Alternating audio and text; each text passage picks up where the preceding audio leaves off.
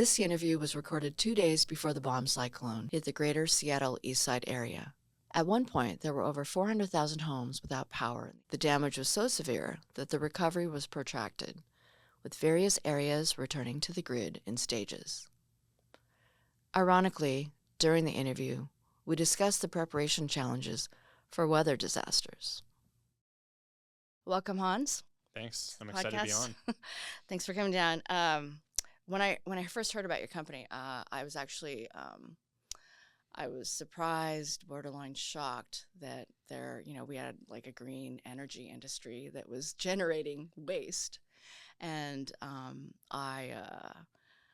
wondering, like, how did you learn about this problem, and what made you get involved in trying to find a solution? Yeah, so that's a great question. And I would say that the way I got into it was kind of through a similar feeling of shock to what you just described. We were talking a little bit about plastic waste before we started recording, and I think that really was sort of what kind of catalyzed me to go in this direction. I was on vacation with my parents in Salt Lake City, I think. We were in Utah. And my mom was complaining about litter or garbage or something, and they actually had billboards there that were saying, like, most of your plastic isn't recycled or something like that, from what I remember. And that was a fact that I had already known from reading the news or something, but we started talking about it, and they were kind of, asking me, like, why that was true. So I was telling them everything that I had learned. And it made me realize about myself that, I was really interested in kind of using my professional background as an engineer to solve problems in waste management. Right. I used to work in aerospace, but, I think that working on problems that are kind of more grounded is more important to me. So kind of, taking a step back there, I was like, okay, clearly this is something that I care a lot about. But plastic, I feel like I'm just one person. That's a problem that's like worldwide, and it seems like a little bit too big for me to sort of get a foothold in. So You were talking about the problems with the economics of plastics, right? Yeah. And so, I started looking on the internet, trying to figure out, like, okay, what other things kind of have these waste problems. And that's when I wound up reading this article about solar panels, where I think it was from the LA Times or something, and said that 9 out of 10 solar panels are thrown out. Yeah. And yeah, like you said, that's kind of shocking. I was pretty shocked. And reading into it further, I read, it's because solar panels are hard to take apart. And so that makes it kind of expensive to recycle them. Yeah. And also the materials that they're made out of are just frankly not worth all that much. So there's not really that much economically To reclaim. in it for a recycler. Interesting. And so, I've always been kind of reuse focused. Yeah. I think that there's a lot of value in figuring out ways that you can use something again. So I thought, okay, here's a smaller waste problem than plastic. It's something that is clearly going to become bigger in the future because we're installing all of these. Yeah. It's something that I think is really important for us to figure out. And they're encouraging us. Yeah. They're encouraging everyone to go solar. Yeah. And, if I can think outside of the box a little bit and come up with ways that make it possible to reuse these things, there might just be an option there where it's both environmentally more sustainable because you're not throwing out or recycling, and economically more feasible because you're able to retain more of the inherent value in the good. That's a smart step. I kind of skipped that step. Yeah. And, the thing is, I think that in the United States, there's been a lot of money spent on these campaigns to convince people that recycling is the end all be all way of managing waste. And so, what I used to tell people when I was getting started on this is that when we were in elementary school, we think of the green triangle that's like reduce, reuse, recycle. Right. But what people don't know is that that's actually supposed to be a hierarchy. Reduce number one, and then reuse what you can't reduce, and then at the end you're supposed to recycle. I never knew that. Yeah, I mean it's something that a lot of us I think aren't really aware of. Yeah. And so, instead of just being focused on recycling anything that we're done with. Yeah. We should be first focusing on ways that, that we can reduce buying that thing. And for solar, which, we shouldn't be reducing because we really want to install as much of it as possible. Yeah. We should be figuring out ways to reuse. Yeah. Yeah. It's interesting to me, like what's happening in this industry? Are there other companies that are actually trying to reuse or repurpose the panels? Yeah. Because you're the first company that I've encountered that actually. Yeah. So there's kind of a landscape of, I'd say, I don't know, like 10 to 25 different companies that are sort of all approaching this space from different angles. Yeah. And, some of those are focused on decommissioning solar. So they're basically taking them off of buildings, sometimes for replacements, in a way that retains the value of the things. So they're not just throwing it in the trash. Right. Some of those companies are shipping them to other countries where it's kind of like easier to reuse them because there's not as much policy in the way of it. Oh, there's some companies domestically that are refurbishing. Yeah. And then there's other companies that are just sort of a platform online where, wholesalers can sell and buy used solar panels by the pallet. So I guess I should say Revolve Solar, am not the first company in this space, but the angle that I'm taking is a little bit different. I kind of looked at this landscape and saw like, okay, there's all these different companies, but at the end of the day, there's really not a big demand domestically to use these panels. And why is that?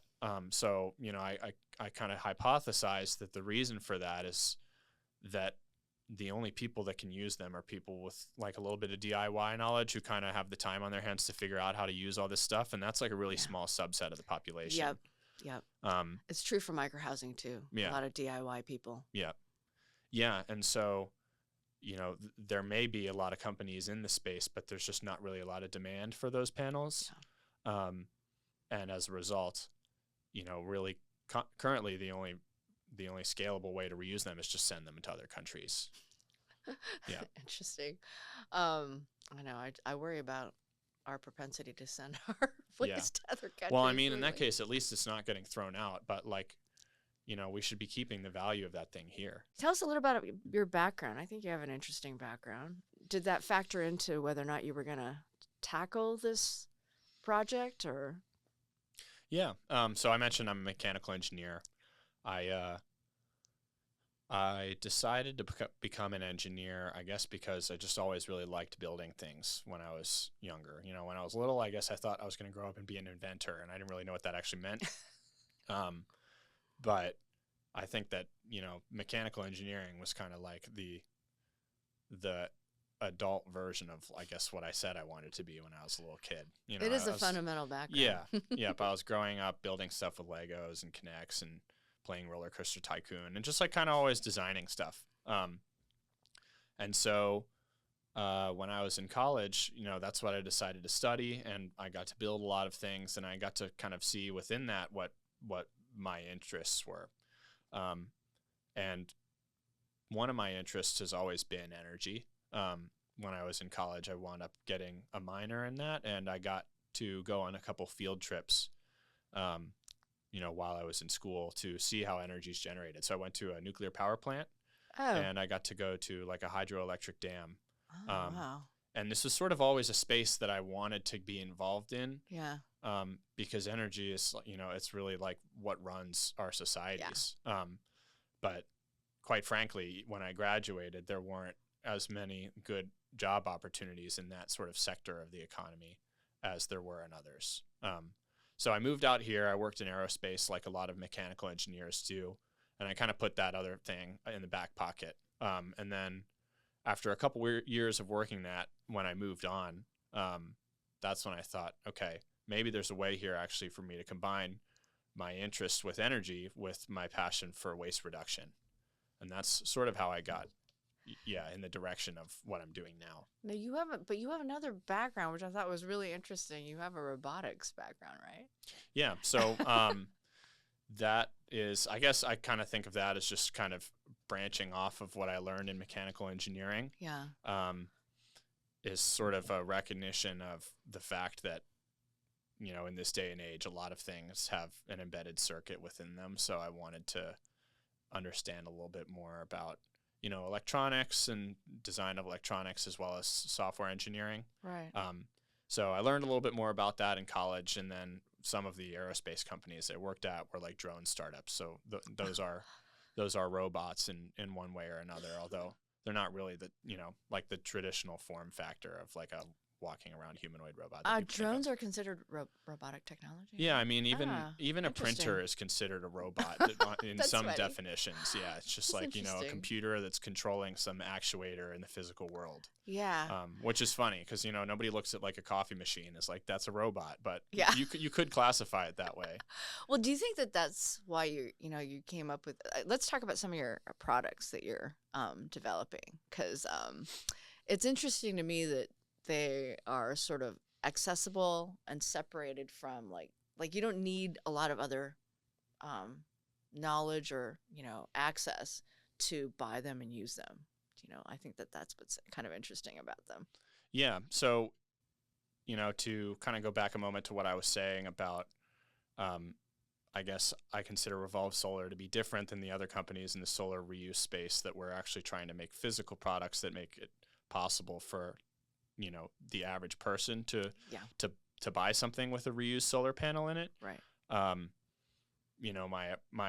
My approach or my hypothesis was, well, if I can design a product that makes it easy and affordable and convenient for someone to have a reused solar array in one shape or another, then there's no reason why they wouldn't want that. So that's kind of a lot of what my work has been, trying to see what form factors might be functional and useful for people that also fit within the constraints of where used solar might be better for someone than new. And so, you brought up the physical products. The first one that I made over the summer that I have installed with a couple like organizations around Seattle is sort of a solar patio umbrella. So I was like, that's the thing that's great about that is that our solar access here is sketchy. Yeah. So having something that you could actually move around. Yeah. It's more useful in the sense that you're not laying something on the ground necessarily. You're a little more elevated. Yeah. Yeah. And that's a little bit by design. Initially, the product that I really wanted to look into making is a solar carport for EV charging. Oh. I was really into that idea.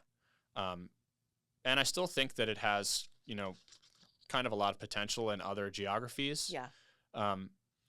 But in Seattle, after a couple months of thinking about this a little bit more seriously, I realized that a lot of the parking spaces that people have here are in spaces that are commonly shaded throughout the day. Yeah. They're on the north side of houses, they're under a big tree, they're next to a building.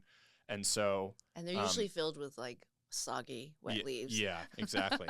So there's that, and then there's also the aspect of in Seattle, you need a permit for anything over 120 square feet, which I think is actually kind of common among like a lot of different municipalities. Yeah. And with a solar carport, you get more charging the more panels you have. So I really want to make something that's so flexible and easy to put up that it requires the least amount of permits possible. So with those two constraints in mind, I was like, the solar carport is going to be a little bit more of a challenge to build here. Yeah. But maybe I can come up with a different form factor of something that people are asking for. A lot of people are telling me they really want shade in their backyards. Yeah. And so that's what led me to develop the umbrella. Well, and it's perfect because it just kind of, because all it's going to do is just stay there. Yeah. So it's great for the shade part. Yeah. But I think, the big problem, solar is such a problem here. I live on the east side where there's trees everywhere. Yeah. And, like we've been trying to get solar on the house and they just say that it can't be done because you just have too much shrubbery. I mean, I don't want to complain about all the trees that we have here because it is really awesome. I'm glad that we don't live in the desert, but it does make solar a little bit more challenging. Yeah. That being said, if you look at a map of the U.S. overlaid on Europe, most of Europe is like way more north than the U.S. even. And Germany has tons of solar, and they're like as far north as they're further north than Vancouver. Oh, that's interesting. So, the sun alone is like the amount of sun we get is not really a problem here, especially in eastern Washington where it's actually Yeah. pretty sunny a lot of the time. Right. But in Europe, especially in some of those countries, it's kind of natural for them to go solar because they don't really have any other great domestic energy resources. Whereas in the U.S., we have all sorts of coal and gas, and in other states, we have really good solar or really good wind. Yeah. So it's not really necessary for us to invest a ton in solar in a place like Washington, where it would take a long time to pay off because it's easier for us to just get energy those other ways. Like in I Washington, see. we have all the hydro. Yeah. So Yeah. you know, Interesting. yeah, you play with the hand that you're dealt, I guess. Yeah. They're trying to change that though. But you Yeah. know, I think what's especially for like micro housing, you know, this idea that you can actually carry something with you and sort of generate some energy that you might be able to use, compartmentalize and use it. I think that's that kind of flexibility is helpful for like a mobile population that's not really stationary, but you know, either living literally in a mobile or just, you know, sort of in a like a housing that actually can be relocated. Yeah, and that's one of the things that I think is like really cool and unique about solar is that it, you know, it doesn't have any moving parts, and it's this thing that can be really easy to move around. I mean, they have those little flexible solar panels that I've seen them mounted on a hat or something. You know, like you could never have like a gas generator that you could shrink down to the size of being able to put it in your pocket. Yeah. So that's pretty cool and like, you know, kind of amazing compared to any other way that we get energy. So it's kind of a natural fit for, you know, the micro housing movement because if you have any space that has any sun, you can just put your solar panels there and start generating energy from that. Yeah. Yeah. Yeah. And I think, you know, I don't know why. I mean, I think most of them are solar, you know, but it's nice to have because I think it's like if you have more appliances in your tiny house, you know, this is always the problem is the energy that you consume because you've got to replace it. Yeah, you have to be a lot better at like budgeting your energy. You know, we're not really used to that when we live connected to the grid. Right. Like you don't know on average how many kilowatt hours it's going to consume if you throw something in the dryer. But if you're running off of solar and a battery, unless you have a really big setup, you'll probably have to be aware of that. Yeah. Yeah. And so it's always nice to have sort of additional backup. I think that's kind of where your product is so great for that. Yeah. Yeah. And so the solar patio umbrella, I mentioned I kind of installed it with a couple local organizations. I set up the first couple of them with tool libraries. So these are places where you can go and you can rent tools and you can work on reuse and repair projects at those places. Yeah. And the first one I partnered with is called Skittle or South King Tool Library down in Federal Way. I've heard of them. Yeah. Yeah. And they had a couple picnic tables outside where they actually needed umbrellas anyway. So I set up this solar umbrella there, and it feeds energy straight into a battery. And the battery, it has a 110-volt wall outlet. That was going to be my next question: is how do you access that? Yeah, energy? So it's like super plug and play. It just goes, you know, one plug straight into the battery. The battery has the inverter and the solar charge controller and the storage all in one. Oh, that's so nice. Yeah, and then because it took me a long time to what is an inverter? Yeah, well, you don't like with how good these batteries are getting, and that's not something I invented, by the way. That's just something you can buy off the shelf. I even think they have them for sale at Costco. But anyway, with how good the batteries are getting, you know, like you can literally plug in these things and set them up in 5 minutes. And they can run like basically any tool that was at that tool library. So now, you know, I set it up so that there's shade outside. Somebody can go inside and plug their circular saw that they just rented there into the battery that's coupled with it. And now they can work on their project outside without getting sunburnt. Wow. That's awesome. Yeah. So the tool libraries have been kind of like a natural partner for this type of project because first of all, they're reuse focused, same as I am. Yeah. And second of all, the tools are like pretty well coupled with the generating capacity that my system has.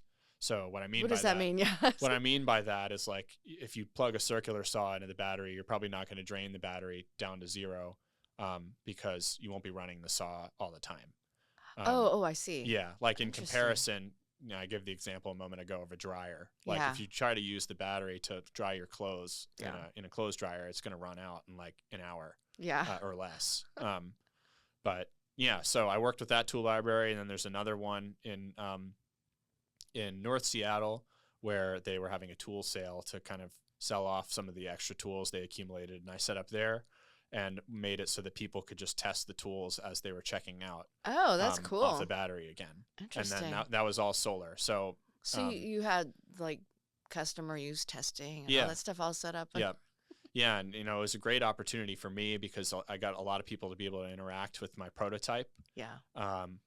and kind of see what people were asking about it. Yeah, that's incredibly Yeah, valuable. yeah, because It's hard to eventually, set that up sometimes. yeah, eventually I want to be able to sell these into to the consumer so people could have them in their backyards. Yeah. But I'm really just curious to see how people use them. So the power tools is an obvious one, but Yeah. um, Well, I yeah, can tell you that for me, I've been concerned. Like, let's say there's a disaster in our region, right? yeah. I'm trying to figure We're out like talking how about would this I big earthquake for like exactly 20 like years.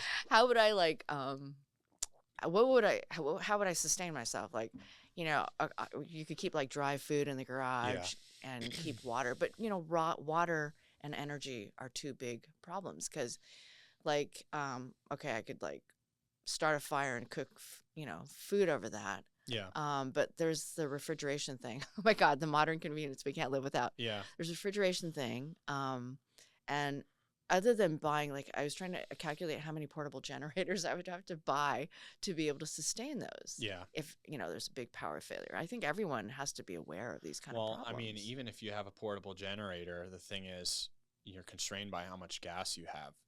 And Oh God. until there's a disaster, none of us really think about that. Yeah.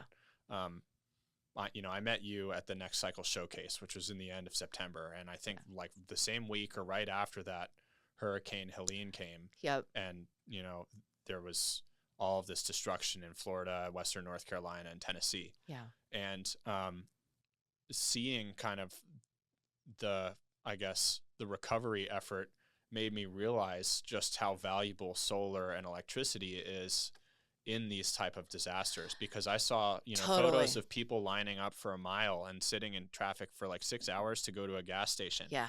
and gas stations are rationing fuel. Yeah. You can't. So people can only put 2 gallons in a canister. Yep. And the things that I heard about the recovery there are that the folks who had EVs that could power their homes were like extremely thankful for the fact that they had those, because they weren't quite as constrained to their generator setup. Yeah. There's a whole bunch of videos actually online of people that survived that. Yeah, They're saying if I had known what would I have liked to have known before that scenario happened? yeah, Because you're not thinking like, oh, like for instance, the water issue is a big problem. yeah, Right. Like they have these water filters that you can go but where are you going to get the water? I mean, yeah. the most You got to live near a stream or something. yeah, and if Yeah, you don't, then rain collection here, we can do rain collection, but yeah, how do you filter that and clean it?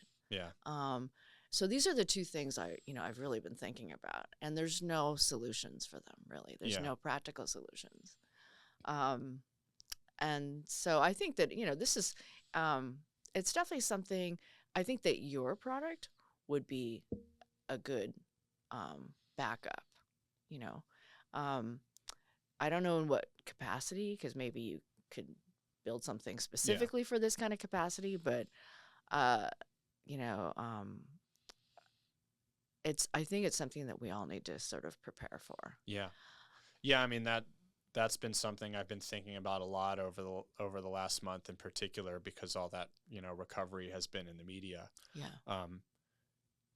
Not to be a shill for my own product, Yeah. but like if people had these umbrellas, Yeah. then they would be able to set them up, and you can't run your whole house off of that because No. it's only making a couple hundred watts, but you Yeah. probably will be able to keep your fridge cold so you don't have to throw all your food out. Oh, really? Now that's interesting. Yeah, like the Wow. battery would depending on how sunny it's going to be, it would Yeah. probably be able to sustain that, or at least lengthen it before you're able to get back on the grid. Yeah. Wow. So that's better than nothing. Or you can run Totally. your router off of it, so at least you can get Yeah. Wi-Fi again, or You can you can plug a Starlink into it. power your computer. Yeah, so exactly. You can, So you can get in touch with people. So it's not if you know, bought it's multiple umbrellas, it yeah, would work. it's not going to run your whole HVAC system, but Yeah. it's better than nothing if Yeah. you need to get your devices charged and so Totally. on. Because there's other ways. Like, I think there's other ways to cover the other stuff, but that, having certain things for food capacity Yeah. and for cooking, it's really, Yeah. I think it's hard. The independence is really important because Yeah. what everyone's learned is that you can't count on, you're not going to count on the government. It's going to take a while for the government to get there. Yeah. You're kind of on your own. Yeah. So having this, if you had this and you brought it out, you could set it up and just figure out a way to, to do backup for yourself. Yeah. I think that's important. I think even if you had power to sort of run a hot kettle, you could still collect rain and boil the water. Yeah. So all of that sort of, hinges on the power stuff. Yeah, they're making these things called atmospheric water generators, I've or seen those. AWGs now, which it's a fancy term which basically describes a dehumidifier that has a filter. Ah, 'Cause interesting. A dehumidifier is already taking, I mean, that's what it's doing. That's what it's doing. Dehumidifying the air. Wow. So, Oh my God. It's just doing that in a way that you can actually drink the water that comes out of it. But, you can plug those into an outlet as well. So I think it would be great to figure out a product that I could couple with my thing. Yeah. Sell it in a kit Yeah. that, covers that aspect, because Yeah. you want to be able to make sure that you can have water if you're responding to a disaster. Tesla has done this with their cars, but generally speaking, there's not a lot of consumer products for backup energy, right? Or they're not commonly known. Yeah. And so it's the last thing that everyone thinks about, but it's actually, vitally important.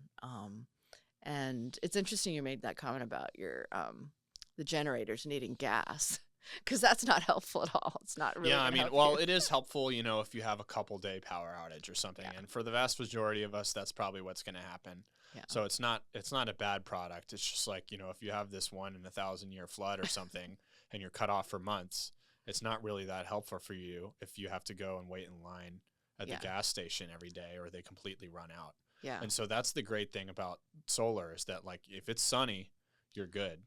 Yeah. But one thing I didn't mention is that typical rooftop solar setups are grid attached. And if you don't have a transfer transfer switch put in when you get it installed, and some amount of batteries attached to it, it means that when there's a power outage, you're just as screwed as everyone else. That's interesting. Yeah. I was going to ask about that Yeah. because I think some of those guys in those areas had solar. Yeah. But their whole grid system shut down. Yeah, the reason for that is so that you can't electrify, a serviceman that's on the line somewhere downstream, because they don't want you to be sending, 10 kilowatts of electricity back into the grid where someone's on a telephone pole a mile away. Oh, I see. So all these systems just automatically shut down as soon as there's a grid outage. Yeah. But I mentioned a product called a transfer switch, and basically what that does is it disconnects your solar from the grid. So if you have a battery, then you could basically, during a power outage, switch off your connection. Now you're like your own independent microgrid. And then you're set again. But a lot of the solar installations on people's roofs don't have those, because they haven't been a product until recently. And so my solar patio umbrella and the other stuff that I want to make, it's all completely grid independent. I don't want there to be grid connection, because that's just a bunch of additional permits and things that are needed that makes it less flexible and easy to set up. And so in that case, it's literally as simple as I set this up where it's sunny, and then it starts generating electricity. Well, that's so awesome, though. I mean, I can't stress, especially a consumer product that's independent, the consumers can buy for their own,